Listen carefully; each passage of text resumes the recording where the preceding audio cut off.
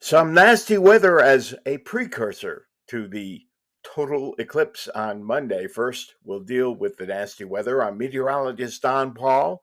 Welcome to my podcast, Don Paul's Bits o' Blather on weather, climate, and some unseasonable chill with abundant rainfall, maybe too much during this week. It starts on Tuesday, but the rainfall on Tuesday during the daytime hours has been unimpressive. There is a raw easterly wind producing a nasty wind chill. Tonight, scattered showers and maybe some thunderstorms later this evening, particularly near the Pennsylvania line in the southern tier. The Storm Prediction Center is monitoring a potential major severe weather outbreak for parts of Indiana, Kentucky, and Ohio later today and this evening. And there is also the risk within that area for a few long track destructive tornadoes. There may be a few marginally severe thunderstorms getting as far north as the extreme southern part of Western New York, but we're not in that area at high volatility for tornadic thunderstorms. Still windy tonight, in fact, getting windier on a gusty southeast wind, which could reach 45 to 50 miles an hour at times on the Chautauqua County shoreline and on some of the hills of the southern tier and southernmost Erie County. And then tomorrow, several periods of soaking rain, which could add up to an inch and a half plus. And with that in mind, the National Weather Service has issued a flood watch for all 8 Western New York counties from late tonight into Thursday afternoon. An inch and a half of rain appears likely at many locations, and some locations could get more than that, up to 2+ inches. And that would be enough to produce some localized urban or poor drainage flooding and maybe bring a few streams or creeks out of their banks. On Wednesday, temperatures will begin falling as a deep low pressure system begins to transfer its energy to the East Coast and begins to filter in colder air. Temperatures will slowly fall through the 40s. The rain could be soaking at times, although there may be a few breaks in between, down to the low 40s by mid afternoon. And by the end of the day, some wet snow could be mixing in, at least at higher elevations.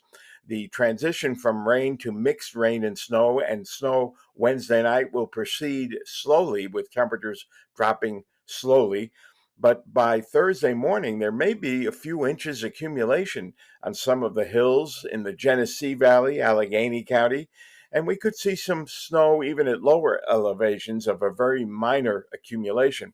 The best chance is that this will be an elevation driven snow, and whatever snow does accumulate will be water laden, slushy, and heavy. So if it did reach several inches, it might bring down a few small tree limbs. And that, again, would be a greater risk at the higher elevations. On a breezy and cold Thursday, temperatures in the upper 30s, the breeze making it feel colder. Still chilly and breezy on Friday with some scattered rain and snow showers, the temperature struggling to get up to or a little over 40 degrees. Even on Saturday, there may be a few spotty sprinkles or flurries with limited sunshine, but a lot of clouds still around. Breezy and temperatures edging up to the low to mid 40s. More abundant sunshine on Sunday with a high pressure ridge pushing in from the west, and that could get our temperatures back to above average, reaching the low to possibly mid 50s by mid Sunday afternoon. So Sunday, definitely the better of the 2 weekend days. Now, the big day, the day of the total eclipse here in Western New York.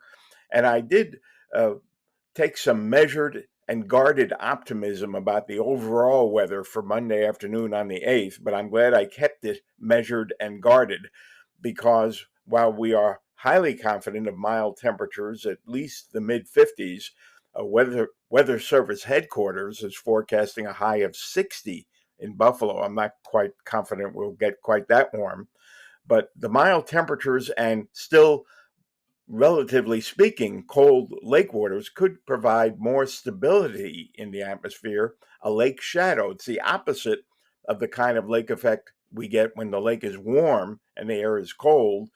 This time, the lake will be cold and the air will be warm.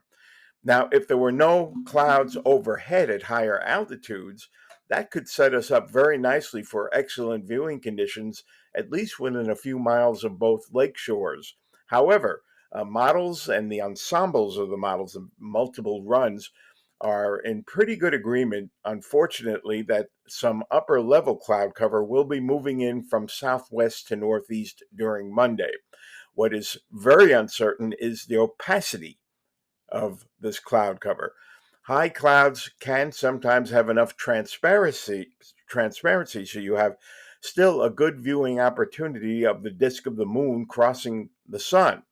The darkening would be less dramatic, the cooling would be less dramatic, and you probably would not be able to see the solar prominences through a thin overcast that you would if the skies were clear. But unfortunately, because there is pretty good agreement on this high and middle cloudiness moving in, it really has tempered my optimism about optimal viewing conditions. On the other hand, I'm not yet seeing signs of a dense, solid overcast, which would preclude viewing of the eclipse. It would block, in other words, the viewing of the disk entirely. That appears to be unlikely, not out of the question, but I'm taking a scientific middle ground here, accepting that unless the models change, we're not going to have perfect conditions. We're going to have some cloud cover at upper levels moving in. Now, that could slow down, and I'll be keeping an eye on the model runs every day. They run every 6 hours, and if we see some signs that that cloud cover won't be arriving until late Monday or Monday night, that would really set us up for nice conditions. Other things to keep in mind: if you are going to a crowded venue, it will be warm enough for bees to be active. And if you or any of the people you're with have bee sting allergies, have your EpiPens with you, because the EpiPens, I should say. There's going to be the potential for gridlock on the roads, and the chances of even the pre-staged EMS teams getting to you should anaphylaxis set in on anybody would be poor. In other words, they may not be able to get to you in time to keep you safe and get that shot into you to counteract the bee sting.